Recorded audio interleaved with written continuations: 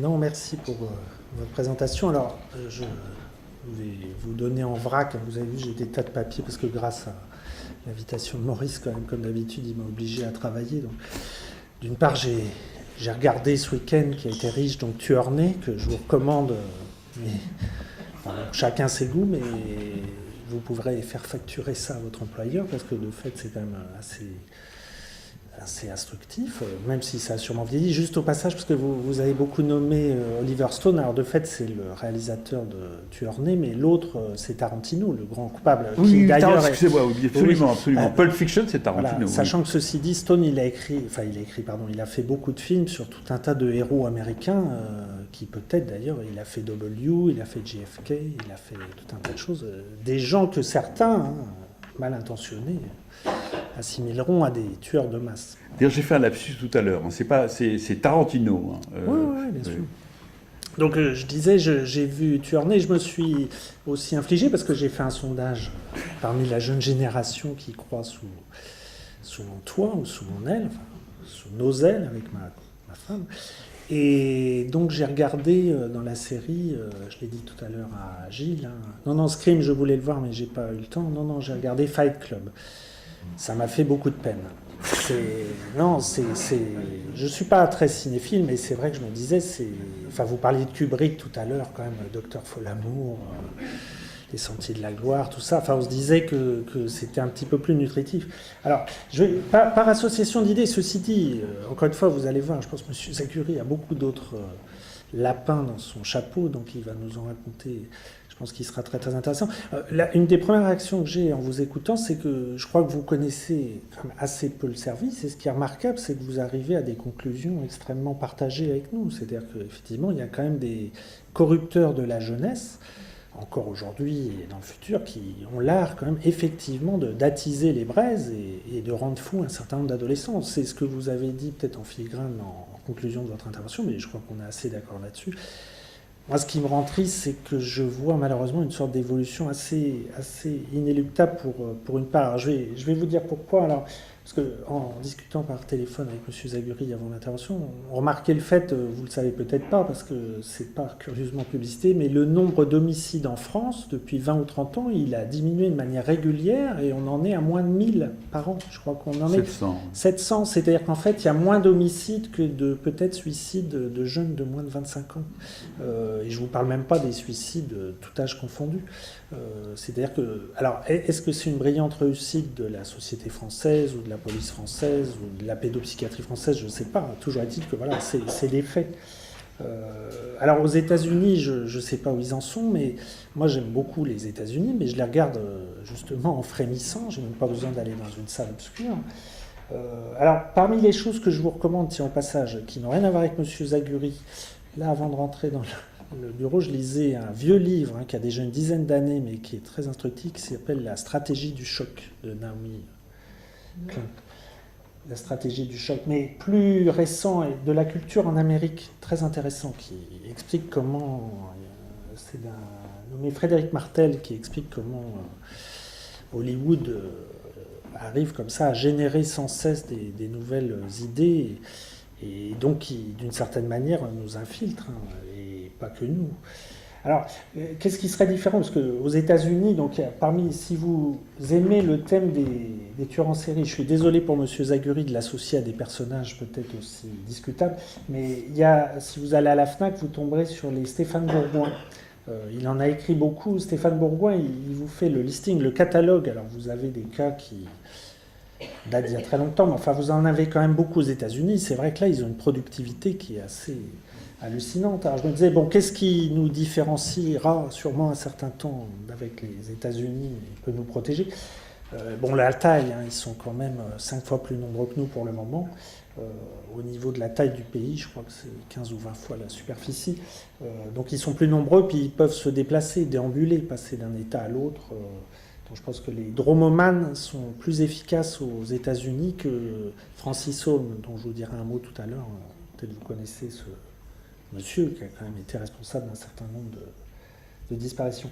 Bon, aux États-Unis, évidemment, il y a le E pluribus unus, ça, c'est très flatteur, c'est très bien d'être de tout un ensemble, ne faisons qu'un, mais à côté de ça, il y a un libertarisme qui est poussé à ses extrêmes, donc c'est ce dont parle la stratégie du choc, c'est-à-dire c'est une manière comme ça de pousser l'idéologie comme ça capitaliste, donc on ne peut pas dire que du mal, mais enfin, avec une espèce de ce qu'elle appelle, elle, l'industrie du désastre, c'est-à-dire de provoquer sans cesse des crises pour après faire venir les casques bleus et puis tout un attirail de gens, quelque chose qui est quand même, je ne sais pas si c'est pervers, mais en tout cas c'est une espèce d'exploitation comme ça assez terrible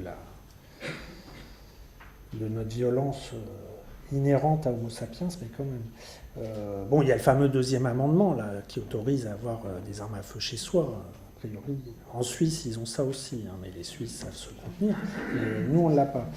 Bon, évidemment, moi, j'aurais tendance à pointer, je ne serais pas le seul, les carences du système de soins. Moi, comme je vois un certain nombre de serial killers qui ont l'air d'être des vrais, interviewés aux États-Unis, on se demande si c'est quand même pas des disharmonies de l'enfance ou des pathologies limites, comme disait Mises.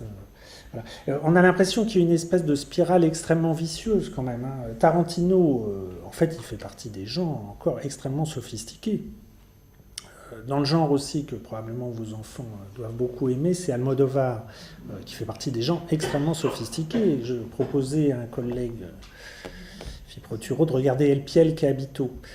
Pour tous ceux parmi vous qui ont de la famille qui travaille en chirurgie, regardez El Piel che Habito, c'est magnifique, c'est tout à fait d'actualité. Et c'est vrai que des jeunes gens de 15 ans à 18 ans voient ça sans la moindre, comment dire ça, sans le moindre frétillement d'angoisse. Enfin voilà, que en contrepartie d'un geste malencontreux sur sa fille, un monsieur se permette comme ça de, je vous raconte pas l'histoire, mais enfin des choses peu recommandables. Voilà, c'est dans le, voilà, c'est pourquoi pas après tout puisque la science le permet. Oui, la littérature est complète. Oui. Non mais la nouveauté quand même, et là je me disais, vous voyez, en introduction je disais, je félicite ceux qui continuent à travailler en psychiatrie adulte, j'étais en train de me dire, je suis en train de nous féliciter, nous, de travailler en pédopsychiatrie, parce que si vous voulez, il y a quand même une espèce de bombardement auquel sont soumis les enfants, et alors je me dis, ils sont d'une résilience absolument remarquable, puisqu'effectivement, comme je le disais en introduction, le nombre de morts en France diminue. Par contre, vous me disiez à juste titre que ce qui augmente, c'est les coups et les blessures. Volontaire. Quand même. Voilà. Alors, je dirais, je passe à un autre sujet. Là, c'était très rapidement pour vous dire, les États-Unis et quand même cette espèce de production là qui petit à petit quand même nous arrive. Hein. Effectivement, vous dites à juste titre qu'il faut s'en préserver. Et il faut faire attention de ne pas starifier plus encore les tueurs en série qui sont souvent de pauvres êtres. Pauvre bougre. Alors, par rapport au tabou, je dirais que je suis quand même assez rassuré. De la même façon que je disais en plaisantant qu'on n'en est quand même pas à prescrire le Viagra aux enfants en latence, je crois quand même qu'on n'en est pas à filmer des scènes de pédophilie, des scènes d'inceste, enfin tout ça. Je pense que quand même le cinéma, on ne peut pas forcément vouloir censurer à tout niveau, mais enfin il y a donc encore des tabous qui, je pense, vont durer un certain temps. Autre chose, parmi les articles que vous avez écrits des choses très intéressantes et que vous repreniez là sur le terme de l'endurcissement et de la déshumanisation sur ce que j'appelais tout à l'heure, je parlais des tueurs de masse, mais en fait les tueurs de masse c'est style Breivik en Norvège, mais vous parliez des génocidaires et de tout le processus, vous conseillez de lire le livre de Hartzfeld là, sur une saison en enfer. Non, une saison de machette, mais c'est pas loin. Voilà, sur ce qui s'est passé au Rwanda. Et vous décrivez très très bien, et ça ressemble à ce que vous avez dit, ce processus de déshumanisation et cette façon dont n'importe quel individu, c'est ce que vous dites, et malheureusement je serais prêt à contresigner, dans un climat comme ça favorisant, on peut se mettre à désigner X ou Y comme étant de la vermine, et puis se sentir finalement dans une élation collective, comme ça, pas trop gêné d'aller comme ça oxy.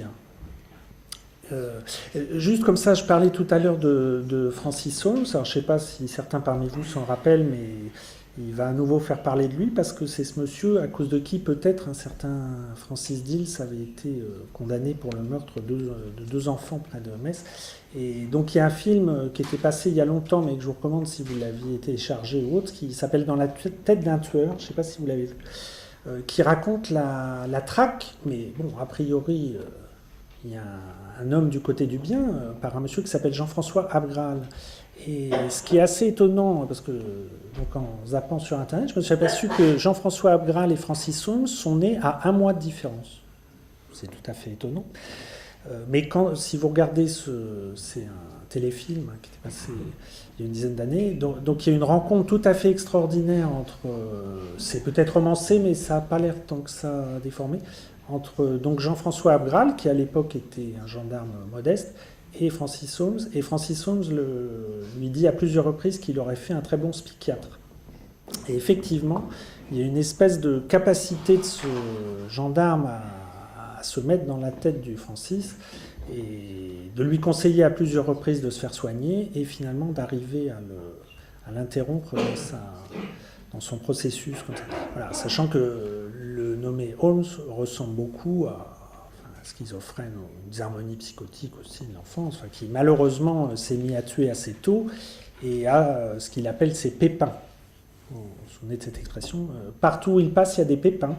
Et il le dit avec une grande sincérité, une grande perplexité, et il s'avère que les pépins, malheureusement, c'est un peu lui, semble-t-il, qui les a créés. Et donc il a des moments de rage destructrice comme ça, où il élimine ses semblables. Voilà. Et je me disais, en regardant un certain nombre de films récents, alors, comme on peut être assez feignant quelquefois, hier soir passait Inception. Je ne sais pas si vous l'avez vu. C'était la deuxième fois que je le voyais, ça m'a donné une chance supplémentaire de le comprendre un peu mieux. Et donc je me disais, les films actuels, donc venant de l'Ouest, j'ai l'impression, comment dire, cette caractéristique maintenant de nous... Alors évidemment, Inception, là aussi, c'est une certaine qualité, et ça donne à penser, c'est cette histoire des rêves, d'implanter un désir, d'ailleurs pas n'importe lequel, je ne sais pas si vous l'avez vu, donc le désir chez un héritier d'abandonner les usines ou tout ce qu'avait fait son père et d'aller vers d'autres types d'entreprises. Voilà, c'est ça qu'il faut implanter. Et donc pour arriver à ça, il y a tout un système d'entrée dans les rêves, et donc c'est une virtuosité intellectuelle que je ne vous résumerai pas. Mais donc je disais, moi ce que je crains, je ne pense pas que c'est un peu ce que vous avez dit d'ailleurs, que le cinéma puisse tuer, puisque je pense qu'en fait il fait beaucoup plus vivre de gens qui n'en tuent, mais par contre il peut avoir un effet confusionnant, c'est ce que dit Harold Searles là, dans l'effort pour rendre l'autre fou, c'est-à-dire en jouant plusieurs niveaux, parce que dans la scène que vous dites là de Glenn Close qui sort de la baignoire, vous avez raison, on est tout de suite identifié que la bête meurt, dans le film avec Jean Yann. On a envie qu'elle disparaisse, il y a De Niro aussi assez souvent qu'on a envie de faire disparaître, heureusement il disparaît assez souvent. Donc cette espèce d'idée simpliste qui suffirait d'un petit coup de canif et le bonheur régnerait sur Terre, mais je trouve qu'il y a plus délétère, en tout cas pour moi, ces films qui génèrent une espèce de confusion où on finit vraiment par plus savoir. Et alors Fight Club, pour ceux qui l'ont vu, donc c'est l'histoire de quelqu'un qui fait la rencontre, ça dépend de quel côté on se situe, mais de Brad Pitt. Voilà, on peut trouver ça vitalisant. Mais il s'avère, je suis obligé de vous raconter un peu la fin du film, mais Brad Pitt sera en fait une sorte de double maléfique de l'acteur dont j'ai oublié le nom, mais qui est beaucoup moins célèbre. Voilà. Et bon, donc il y a de la complexité, et puis est-ce qu'il y a un happy end, on ne sait pas trop. Voilà, donc je me dis, il y a des films qui effectivement génèrent une espèce de bouillie mentale, et je me dis, c'est peut-être ça qui quelquefois serait pousse au crime. Alors, puis il y a peut-être des effets de leurre aussi, c'est ce qui est dit entre autres dans l'histoire, la stratégie du choc, c'est-à-dire tout cet art du maquillage, on a l'exemple récent du ministre, mais encore que lui, finalement, c'est le comble finalement de la névrose. La névrose, c'est vrai qu'il aurait pu tout faire plutôt que travailler dans ce domaine-là. Donc, vous voyez des films qui finalement à la fois nous incitent à penser, mais nous laissent à penser que le vrai et le faux n'existent pas. Vous voyez, c'est toute la dialectique de Rumfeld, Cheney, W, etc. on ne sait pas ce qu'on sait, qu'on ne sait pas ce qu'on sait, qu'on ne sait pas. Enfin, vous voyez, cette espèce de vertige comme ça, où finalement on n'a plus confiance en personne, et effectivement, ça renforce la paranoïdie. Voilà, c'est ce que je voulais dire. J'ai, autre comme ça, juste comme ça par association d'idées, un film aussi qui, quand même, je dis ça aussi pour Maurice, vu la thématique centrale du service, un film qui choque quand même quand on le revoit encore aujourd'hui, c'est La Grande Bouffe, quand même. Enfin, pour dire, ça date des années 70, mais c'était bien glauque à l'époque. Et là aussi, je ne l'ai pas montré à mes enfants, vous voyez, parce que je me dis, ça pourrait peut-être un peu les choquer quand même. Voilà, donc j'ai pas tellement de questions à vous poser, mais la salle est bienvenue, hein, bien sûr, pour le faire, puisque M. Zaguri n'a esquissé ce qu'il sait, il sait beaucoup d'autres choses là sur le processus de sérialisation. Donc allez-y, n'hésitez pas. Madame. Oui, je pensais au travail qu'a fait Pierre Legendre sur le film du Caporal Lortie, et entre autres, mais en pensant au travail de Pierre Legendre sur le crime Caporal Lortie, il y a au moins deux choses dont je me souviens. C'est tout le travail qui avait été fait pour que l'auteur des crimes soit reconnu comme auteur et non pas comme non coupable et responsable, pour qu'il y ait sujet à part entière aussi des actes qu'il avait posés. Et l'autre chose, c'est qu'il avait avant averti son entourage qu'il allait passer à l'acte. Il avait rencontré un prêtre, il en avait parlé à sa femme aussi. Et à la radio, il avait passé un message à la radio pour dire j'en peux plus, il va falloir que quelque chose comme j'aille tuer mon père dans l'Assemblée des députés, c'était à Montréal dans les années 78, quelque chose comme ça. Alors, ce qu'il a dit, cette phrase qui est citée tout le temps, c'est le Parlement du Québec avait le visage de mon père. D'où effectivement le traitement comme un parricide. Hein, je me méprise, et je veux mourir de façon apothéotique en emportant le maximum de gens avec moi. C'est quand même tout à fait autre chose. C'est tout à fait autre chose. Je suis un nul, je suis une merde, je veux plus de cette vie de merde, les filles ne me regardent pas, c'est toutes des salopes, je suis tout seul. Bon, et il y a une c'est vraiment. Et Richard Durn, les écrits de Richard Durn que j'avais, c'est un peu ça aussi. C'est un peu ça aussi. C'est-à-dire vraiment, et il y a cette dimension médiatique très importante. C'est-à-dire entrer dans l'histoire, fût-ce par la voie, par une réussite de substitution et en marquant les esprits, en faisant le plus grand nombre de morts possible. Alors que, contrairement à ce qu'on pense, la médiatisation fait fuir les tueurs en série. Alors là, en tout cas les tueurs en série français. Moi j'en ai vu une quinzaine. Les 15, c'est qu'est-ce que vous faisiez quand on parlait de vos crimes? Je me planquais. Hein. Donc, c'est vraiment l'expression. Et Chanal a préféré se suicider plutôt que de voir exhiber dans un procès public sa part cachée. Donc, alors ça c'est français, hein, mais aux États-Unis, effectivement, il y a une autre culture du crime et de la médiatisation du crime, et depuis très longtemps, et effectivement, on a le droit d'aller les voir en prison, de les interviewer, etc. Donc assez rapidement, ils deviennent des espèces de vedettes et ils en jouent. Hein. Alors qu'en France, la seule chose qui serait comparable, c'est leur succès avec les femmes. Hein. Donc ils sont tellement comment dire, objet de tentatives de séduction que effectivement ça risque de les conforter dans leur identité criminelle. Mais c'est plutôt des tueurs et pas des tueuses en série. oui, c'est plutôt des tueurs. Oui, c'est plutôt des tueurs. Mais il y a des femmes aussi. Hein. Il y en a très peu. Les femmes utilisent leurs armes. C'est-à-dire, c'est soit des empoisonneuses, enfin, les empoisonneuses ont disparu, enfin en tout cas au sens criminologique du terme, au sens métaphorique c'est un autre problème, c'est un autre débat, qu'on pourra avoir un autre moment. La chanson de Brassens, c'est ça, oui. Les emmerdantes, les emmerdeuses, les emmerderesses, bon, on s'éloigne, mais il y a les dames qui épousent des vieux monsieur qui meurent opportunément. Et il y a les infirmières et les femmes infirmières et médecins qui pratiquent dans des visées altruistes comment ça s'appelle ? L'euthanasie. L'euthanasie, voilà. Donc, mais les femmes, sauf exception, il y a évidemment toujours des cas... Vous avez parlé quand même des histoires d'infanticide. Alors, mais ça, l'infanticide, c'est autre chose. Non, mais quand même, Oui. cette succession de bébés congelés, c'est... Oui. Pardon ? Les bébés congelés. Oui. Ben, malheureusement. Ouais, mais je les classe pas du tout dans la même catégorie. Madame Kaganski, vous avez réagi? Vous voulez peut-être développer? Passez-lui le micro, je sens qu'elle bouillonne. Ah, Cette femme va au cinéma 3 fois par jour. ah bon ? Depuis- Je ne laisse pas le temps, je suis désolée. Je voulais savoir comment vous voyez, parce que comment vous... Enfin, je sais pas. Enfin, c'est difficile pour moi de dire que les images et le cinéma favorisent des passages à l'acte. J'entendais Denis qui parlait de la confusion. Effectivement, au fond, il y a toujours une différence entre la vie fantasmatique et le passage à l'acte.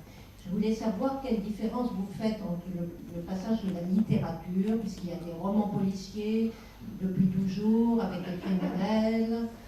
Enfin, je pense à des romans qui peuvent marquer les générations. Je pense à un roman extrêmement sadique comme Nécropolis. Donc, au fond, la fabrique de la cruauté, de la perversion, elle trouvait son lit ailleurs avant. C'est un peu ma question. Pourquoi plus le cinéma? Pourquoi diaboliser plus ces films? Au fond, j'ai plus une question à Denis qu'à vous, d'ailleurs. Parce que les corrupteurs de la jeunesse, il y en avait d'autres avant. Oui, mais des romans policiers, c'est daté, c'est historiquement daté. Les romans policiers, ça... L'éducation peut fabriquer de la cruauté. Une certaine éducation d'une autre époque. Donc, c'est un peu ma question. Les corrupteurs de la jeunesse, je pense plutôt que c'est les marches. Je suis assez d'accord avec Daniel Zaguri. C'est plutôt les marchands, le commerce. Comment on fait tout pour les vendre. Enfin voilà, c'est un peu ma question. Plutôt que Tarantino, que j'aime beaucoup. Ah C'est ça. C'est un peu non, mais je crois que le procès de l'image est ridicule. Les souffrances du jeune Werther ont entraîné dans leur élan un nombre de suicides, non ? Si, bien sûr. Considérable. Mais quand même, le pouvoir d'excitation et de contamination de l'image est infiniment supérieur. Ne serait-ce que pour une raison simple, c'est que tu peux lever les yeux de ton livre et arrêter. Au cinéma, c'est plus compliqué, tu peux sortir. En particulier, quand tu vois un Haneke, tu peux sortir. Oui, c'est même conseillé. C'est très conseillé. Il y a... Ce monsieur cinéaste témoigne de l'éducation qui a pu générer le désir de cruauté. Bon. Et en même temps, il y a une scène absolument... Il y a du talent, bien sûr. Il y a du talent, Il y a du vrai talent talent, pervers, oui. qui est de placer le spectateur à la place du père qui va rentrer pour la scène de l'inceste. Ça, il n'y a pas beaucoup de cinéastes qui osent faire ça. C'est vrai. Oui, il y a un pouvoir excitant de l'image. Qui capture le sujet. Et qui fascine. Vraiment, mon exemple est totalement idiot, mais ça fait rien. C'est le poids des mots, le choc des photos et le choc des images. Quand je regarde, quand dans un dossier de pédophilie, j'ai des photos, je ne suis pas le même. Le bonhomme est le même, la rencontre est la même, le dossier est le même, mais si j'ai des photos, moi, je ne suis pas le même. D'autres questions? Il y a plus de symbolisme dans l'écriture et plus d'imaginaire dans l'image. Ça ne s'adresse pas au même niveau de l'individu. Bien sûr. Oui, sauf que le crime des Américains, parce que le premier qui a été interviewé, les criminels, c'est Truman Capote pour écrire de sang-froid. Oui. Et Truman Capote est beaucoup plus angoissant, beaucoup plus terrifiant que les criminels en question qui sont d'une bêtise abyssale et qui ne peuvent rien dire Et lui, la perversité de Truman Capote, dans sa façon de faire entrer le lecteur comme étant un élément agissant du roman, eh ben, il a réussi à augmenter l'excitation. C'est ce qu'on lui a reproché après coup, puisqu'il a fait quelques émules. Quelques émules. Je Donc trouve, ça, quand même ça son se discute. bouquin, je trouve quand même son bouquin génial. Oui. Enfin bon. Génialement pervers. D'autres questions? Annette. Tu as vu dans mes pensées.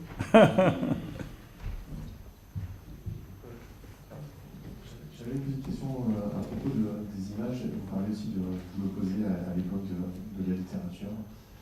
Il y a aussi la question de la diffusion des images. Forcément, la diffusion d'une image est beaucoup plus large, elle touche un public beaucoup plus vaste. Et paradoxalement, vous dites qu'il y a moins de crimes, ça annule aussi peut-être d'une certaine manière.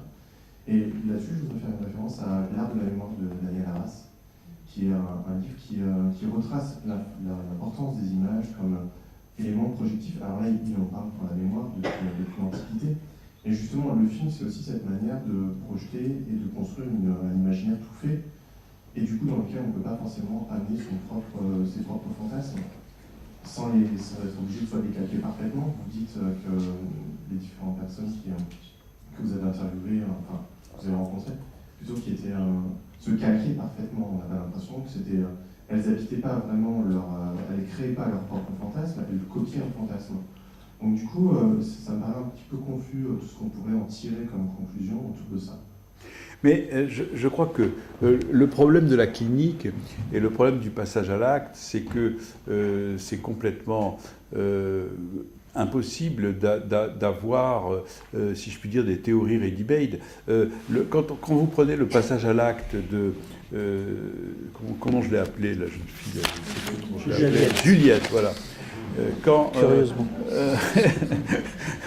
Quand vous prenez le passage à l'acte de Juliette, vous voyez bien qu'il y a un nombre considérable de facteurs qui convergent vers ce moment où elle risque effectivement de basculer, de perdre le contact. Et alors là, je dis, elle n'est pas psychotique. Bon, la question sur le plan médico-légal que je me suis souvent posée, c'est que la défense contre la psychose n'est pas la psychose. Bon. Et donc, vous voyez, et l'autre exemple aussi, hein, parce que si on voulait vraiment développer, on prendrait la violence sur 3 générations intrafamiliales. Donc, il n'y a pas de... la solution du passage à l'acte, à un moment donné, c'est une bascule qui tient à l'épaisseur d'un cheveu.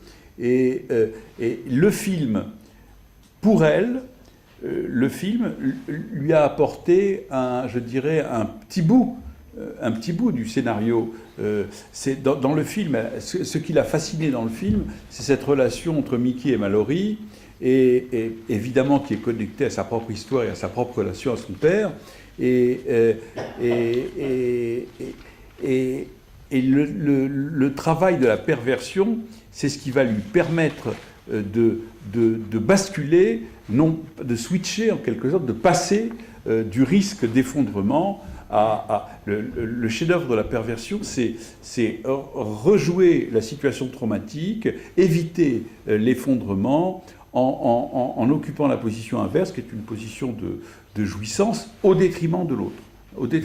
C'est ça la solution perverse. Et donc, moi je ne pense pas du tout que cette jeune fille soit structurée de façon définitive sur un mode pervers. Je pense qu'effectivement, à un moment donné, la solution du passage à l'acte est passée par un mouvement pervers, et que ce mouvement pervers a saisi un bout du film qui l'avait fasciné pour entrer dans son scénario.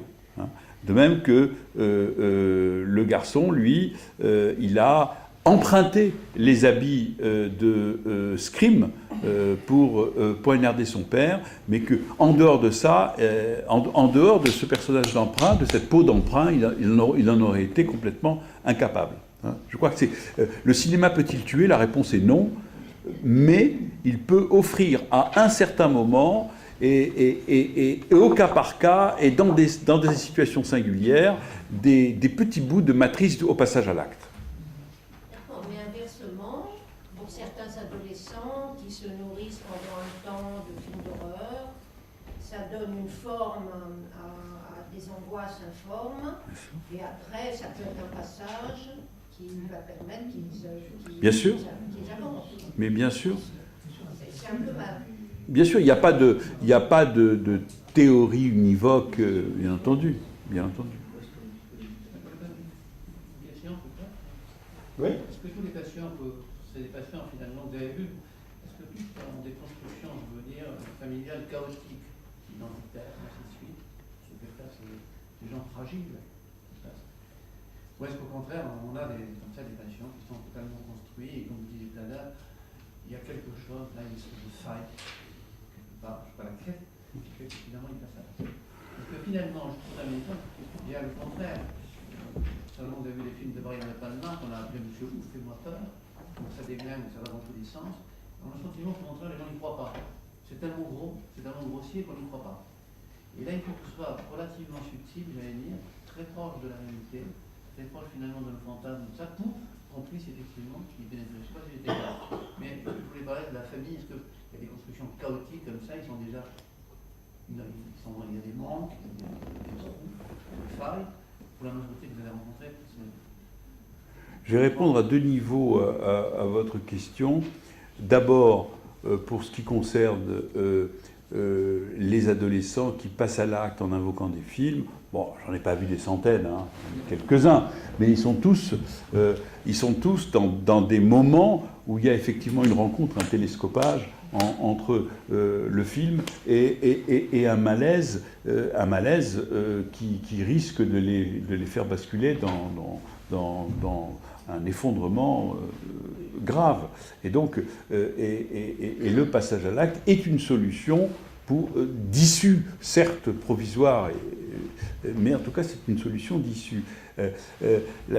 Mais votre question me fait penser peut-être à quelque chose qui n'est pas dans ce que vous me demandez, mais qui en même temps me paraît important. C'est,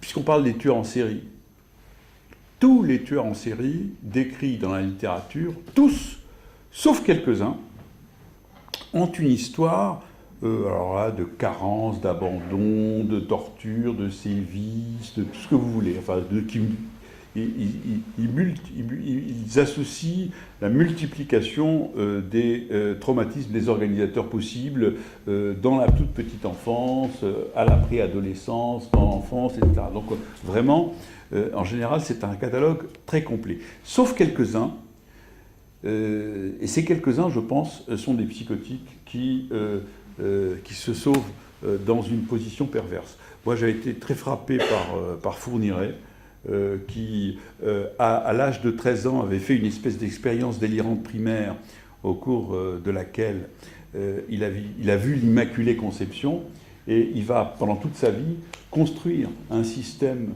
pervers, très organisé, qui va finir par une sorte de blindage cimenté autour de ce fantasme, mais il s'est sauvé dans la perversité.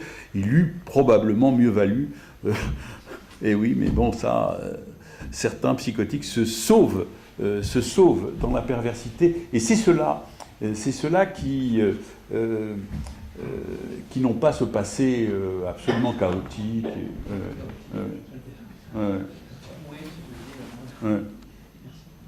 Alors, une extrapolation par rapport à ce que tu viens d'aborder de la question de l'armature, des défenses, des aménagements pervers contre l'effondrement psychotique. Bon, mais toi, en tant qu'expert, lorsque tu vois un système de défense pervers contre un effondrement, tu préconises quoi alors, la prison ou l'hôpital? Ah, moi, je préconise rien. C'est très compliqué. Ta question n'a l'air de rien, mais je vais vous donner un exemple. Là, c'est pas un adolescent. Hein. Tous ces tueurs en série. Bon, c'est tous des grands tordus, des immenses, tout ce qu'on veut. On peut décrire. Bon. La question est de savoir si le passage à l'acte est exclusivement en relation avec le processus psychotique ou pas. C'est ça la vraie question. C'est pas de savoir s'il est fou ou pas fou, c'est de savoir ce qui est déterminant, ce qui est dominant dans le passage à l'acte. Pour donner un exemple très rapidement, David Sagnaw, qui est ce type qui a tué au pont de Neuilly et qui s'est rendu 7 ans plus tard, ou 5 ou 6 ans plus tard, en avouant le meurtre des 2 femmes, alors qu'il y avait un certain Marc Machin qui purgeait sa peine en prison à sa place. Bon, si tu veux, au départ, je dirais, en simplifiant les choses, c'était ce que j'appelle un tripôle à pondération variable, avec un clivage qui était relativement efficient. Il était suivi à Sainte-Anne comme alcoolique dépressif, hein, et donc moi j'ai étudié le dossier, et personne, il n'y a pas un infirmier, pas un psychiatre qui a dit ce type est un peu psychotique. Donc il y avait un fonctionnement psychopathico-pervers dominant et un clivage qui était à peu près opérant. Et au fur et à mesure des années, tout ça s'est désorganisé, et il est allé se rendre ce que ne font jamais les psychopathes pervers, mais ce que font les psychotiques. Et effectivement, il s'était tellement désorganisé qu'il était envahi par le délire au moment où il s'est rendu.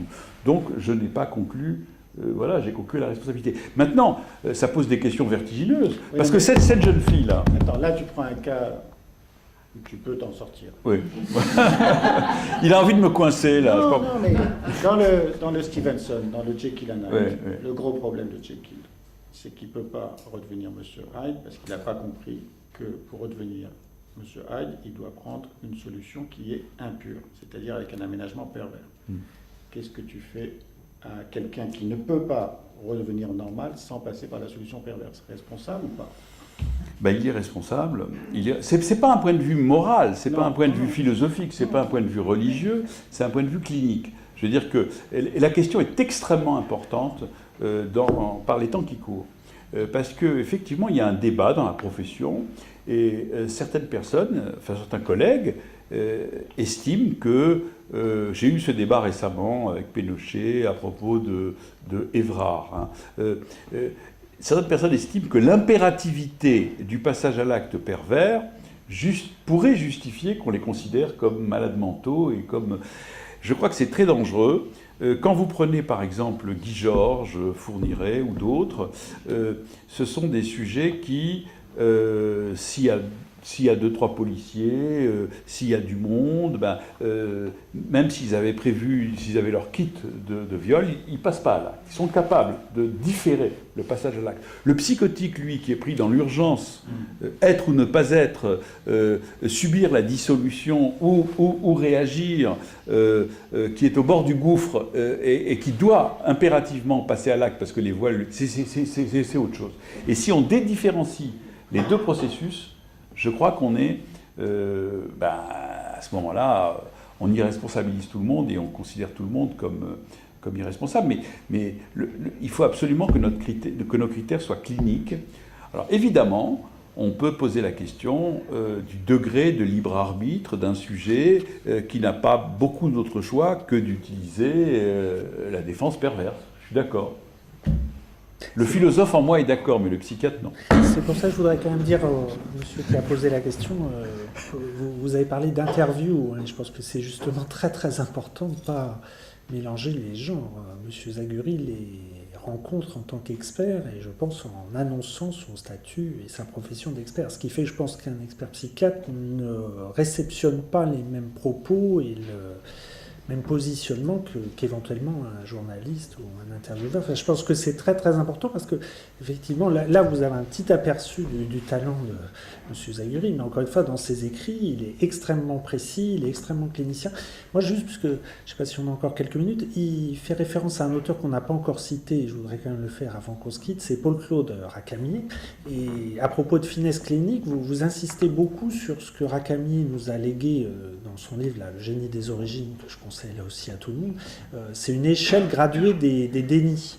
Et vous insistez bien sur le fait que certains patients, puisque effectivement quand on les rencontre, nous c'est en tant que médecin, donc ce sont des patients, sont dans des positionnements de déni dont il faut décrire justement la nature de façon très précise.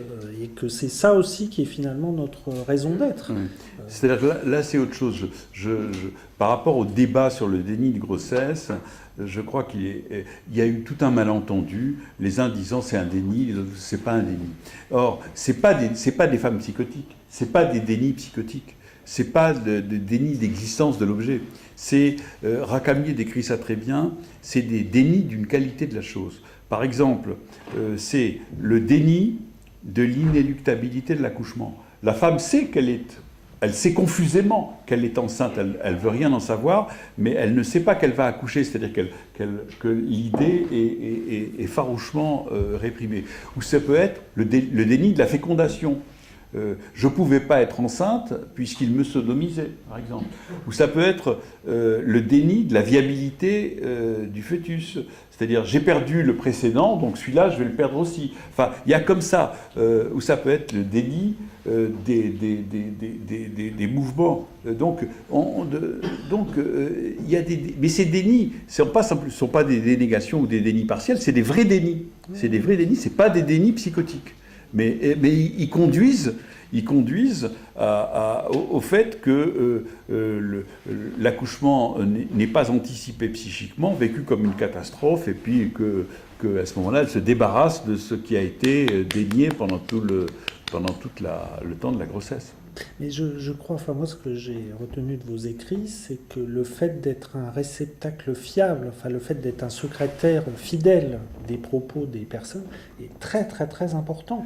Et non seulement secrétaire fidèle, mais pour moi aussi, parce qu'en discutant comme ça par téléphone, on parlait de vos maîtres, M. Chazot, Guy Baillon, et puis beaucoup d'autres. Enfin, vous témoignez...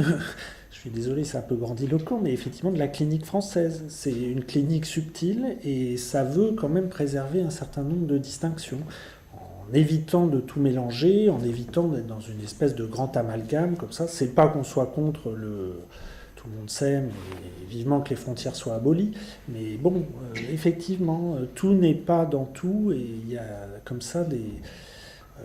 Et je suppose quand même que dans le devenir des personnes que vous êtes amenés à expertiser, effectivement, le fait que vous soyez ce que j'appelle un secrétaire fidèle et qui justement ne plaque pas, c'est ce que vous avez dit. Vous avez des tas de théories, des tas de connaissances et des tas comme ça d'anciens qui nous ont transmis leur savoir, mais en fait, je suppose que chaque expertise est différente, que à chaque fois, voilà, et en tenant compte encore une fois du verbatim de façon très très précise. Il y a quelque chose de très déprimant. Dans la première partie de ce que vous dites, c'est-à-dire que parfois, il y a des phrases qui sont prononcées, qui sont énoncées par le sujet, et dont on sait qu'on ne sera jamais à la hauteur, parce que nous avons un discours sur un discours. Hein.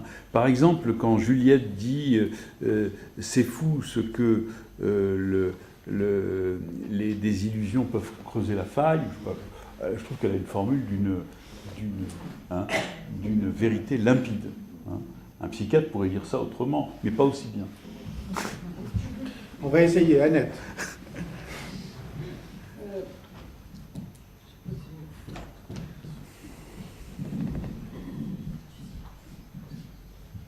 Oui, alors ce que je trouve vraiment toujours formidable avec toi, c'est de se dire que tu as vu un nombre de tueurs absolument remarquables dans ta vie, avec élu des histoires abominables, et que tu peux encore fonctionner de façon névrotique,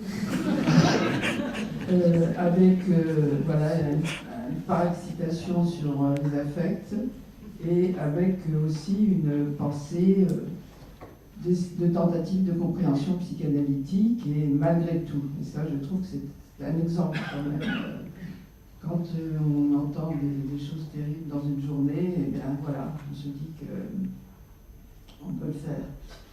Alors, dans ce que tu dis, je trouve que ce qui est vraiment intéressant et à bien retenir, c'est de bien faire la différence entre la personnalité d'un sujet et puis les circonstances du passage à l'acte. Et qu'on ne peut pas résumer ni à le versus longitudinal, ni le versus du temps présent, enfin du temps du passage à l'acte. Parce que, au fond, par exemple, le deuxième cas, le Marcel, on peut dire qu'est-ce qui serait passé si le père, en arrachant le masque, ne soit pas arrivé à arracher le masque, et que de ce fait, le fils soit resté meurtrier jusqu'au bout et tuer son père. Ça aurait été une autre histoire, alors que ça ne tenait à rien. Donc, en effet, chaque fois, c'est la rencontre entre deux, et qu'on ne peut pas résumer une histoire meurtrière uniquement dans le transgénérationnel, ni dans le diagnostic psychologique ou psychiatrique. C'est toujours la rencontre entre deux. Et puis aussi l'importance de ce que tu dis du subi et de la reprise omnipotente. Parce qu'au fond, dans toutes les sagas et dans tous les films, on trouve ça. Même Harry Potter, il a perdu ses parents, et dans Scream, en effet, le héros a vécu des choses épouvantables, et il faut se venger. Donc il y a toujours la nécessité de pouvoir renverser les choses, comme tu dis, de reprendre la main. Alors, au fond, la question de déshumaniser, je me dis, est-ce que c'est finalement suffisamment un terme, enfin, comment dire ça encore plus fort, parce que déshumaniser, bon, si c'est un animal, on est encore dans le vivant. Mais il y a la transformation, avant même l'agit, d'un sujet vivant en un sujet qui est déjà mort. Et je crois que oui, Bauchereau le disait un peu, et il se trouve que j'ai suivi, enfin je le suis encore d'ailleurs, un prédateur, enfin un homme qui est un prédateur sexuel, c'est-à-dire qu'il va chercher sur des sites un nombre de dames, bon, il est pas tout jeune, loin de là, et que des jeunes, et il les emmène dans des boîtes échangistes, etc. Et dans son passé, il me racontait que quand il avait une dizaine d'années, il allait à la pêche et qu'il allait chercher les poissons avec la même rage qu'après il va chercher sur la toile. Et après, il est devenu un grand pêcheur. Voilà. Et donc, il pouvait rester, comme quand il était petit, il pouvait rester une journée entière, rien que le plaisir de la prédation. Et les dames dont il parle, qu'il va chercher sur la toile, sont totalement, non seulement anonymes, mais elles sont même inexistantes. Elles ne sont même pas déshumanisées, elles sont réifiées. Enfin, je ne sais pas quel terme on peut employer. Et au fond, pour moi, un des récits les plus terribles que j'ai lus dans le genre, c'est les mémoires de Gilles de Rais. C'est-à-dire le moment précis où il fait passer un de ces petits garçons qu'il a consommé de vie à trépas. Et la jouissance qu'il a de démiurge, en effet, de faire passer un être vivant, un être mort, et comment il regarde la vie partir. Bon, alors une question aussi, c'est qu'est-ce qui fait en effet que les pires des tueurs ont un nombre d'admiratrices fantastiques qui les écrivent et qui leur demandent mariage, et qu'est-ce qui fait aussi que c'est surtout des femmes qui font les certificats de criminologie? Oui. Ah, ça c'est un mystère. Non, alors, je pense qu'une des réponses possibles, c'est qu'il y a quelque chose qui est très propre au désir féminin, qui est de transformer par la force de l'amour. Et un certain nombre de femmes, par exemple, cherchent à séduire un homosexuel parce qu'elles seront la première qui parviendra à les transformer en un être désirant la femme, elles. Et donc, elles vont transformer ce monstre en un être humain. Elles vont par la force de leur amour. Je pense qu'il y a ça, c'est la version optimiste romantique et romantique peut-être. Est-ce que tu as la version perverse? Alors la version perverse, je préfère la taire plutôt que de me faire traiter de grand misogyne. Non, mais la perversité féminine, c'est très intéressant. Moi, j'ai expertisé Monique Olivier. Hein. Monique Olivier, c'est quand même prodigieux. Comment, d'abord, elle a un QI à 140. Hein. Ensuite, elle a transformé un bonhomme qui était un violeur minable en un grand assassin.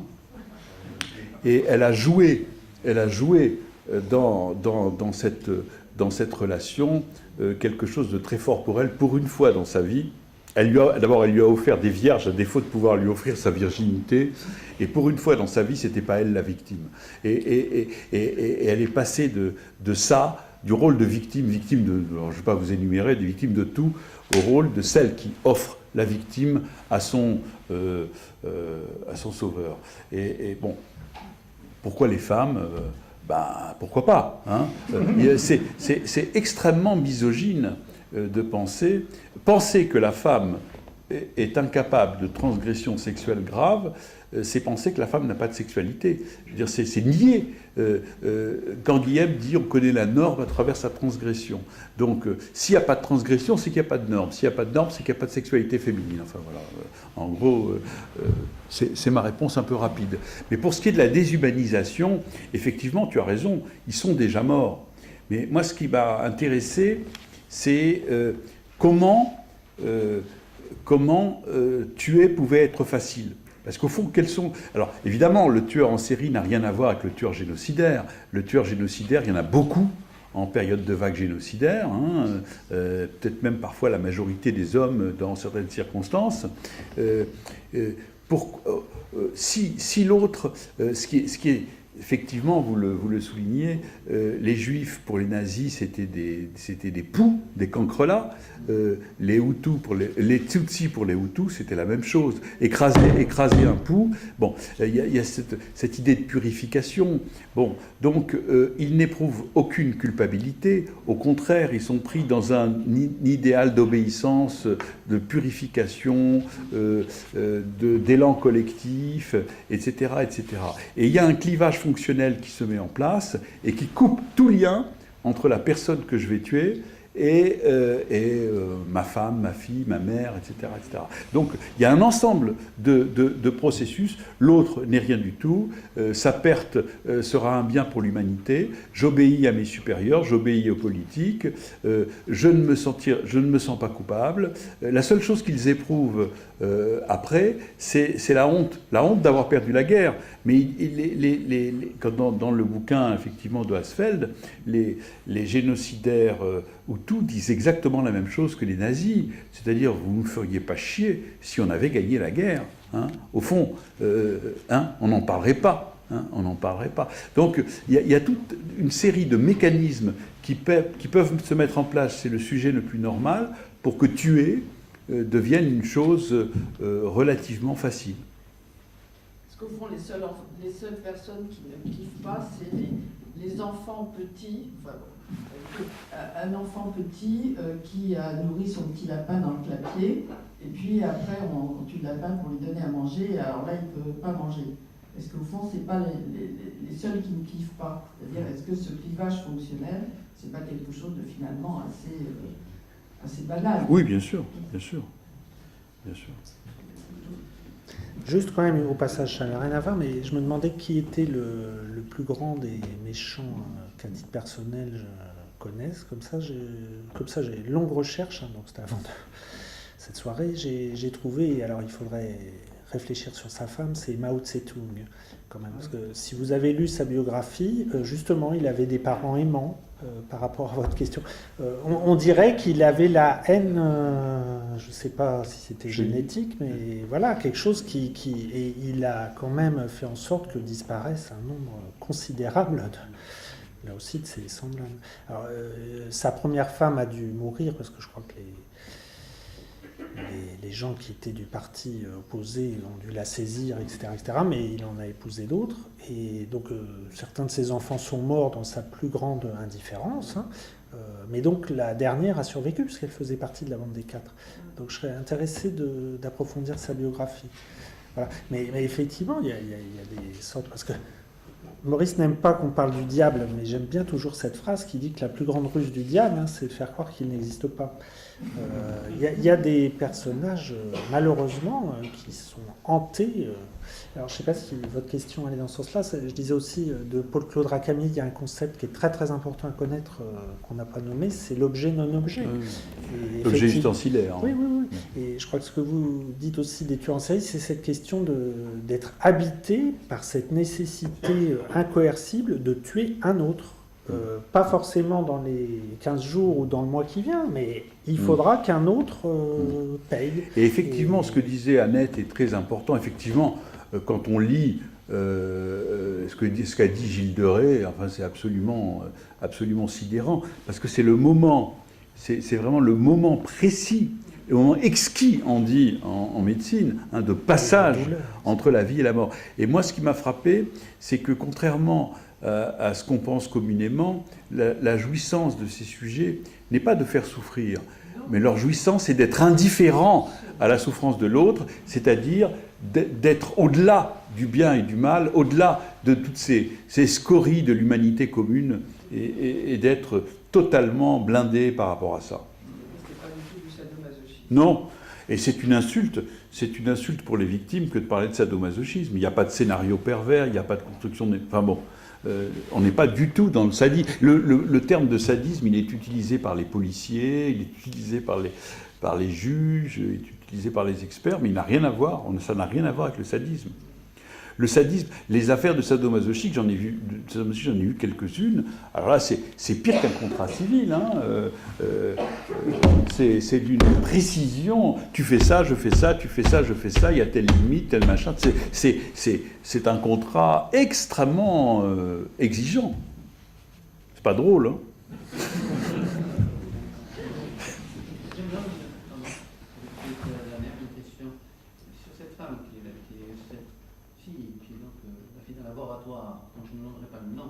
Pardon ? La fille d'un laboratoire, dont je n'en ai pas le nom, qui a tué donc son mari.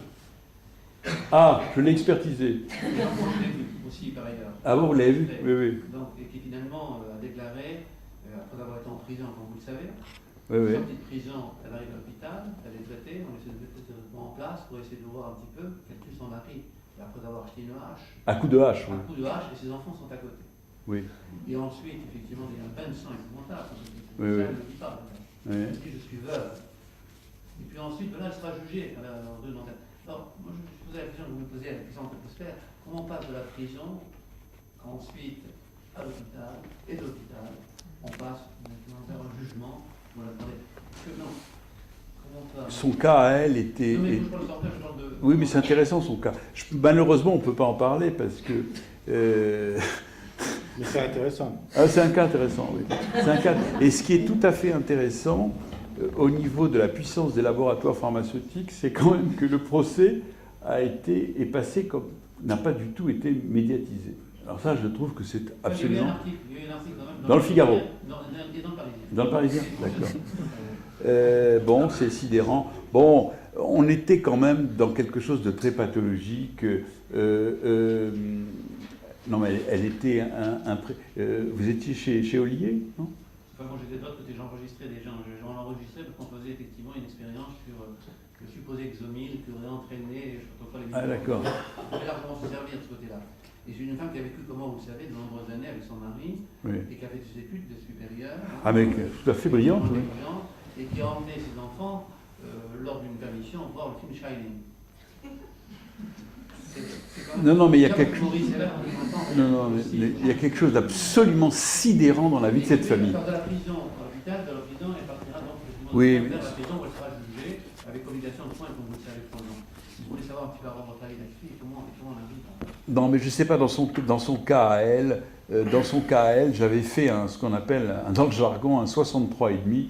C'est-à-dire que, bon, elle était juste en dessous, quoi. Hein, bon, donc la justice l'a traitée. Elle avait de très bons avocats quand même, hein, très bons avocats.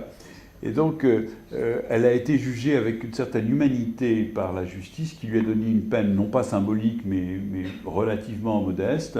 Elle a passé du temps en prison. Peut-être que ce n'était pas plus mal compte tenu de l'importance de l'acte qu'elle avait commis par rapport à la culpabilité, l'économie de la culpabilité. Et puis, elle était ensuite restée chez Ollier pendant un certain temps. Vous avez fait des tas d'explorations. Bon. Et puis, elle est sortie dans un truc très protégé, je pense. Donc tu l'as laissé sortir? Mais je suis pour rien, moi. Moi, j'ai répondu à la question. J'ai essayé de répondre à la question. Qu'est-ce que ça serait si tu n'étais pas misogyne? Ce que je veux dire, c'est que quand on l'interviewait, elle disait « je suis veuve ». Non, Ouais. Peut-être une reconstruction après. Est-ce que c'est dans le déni, je veux dire là? Est-ce qu'il y a quelque chose d'autre? Au contraire, est-ce qu'il y a... Elle l'a quand même tué dans un état mental très perturbé. Bon. Quand même. Voilà. Bon, ben, je crois qu'on a fait le tour. On fait jamais le tour. Pas du tout, bien sûr. Bon, on va remercier beaucoup Daniel. Et à très bientôt.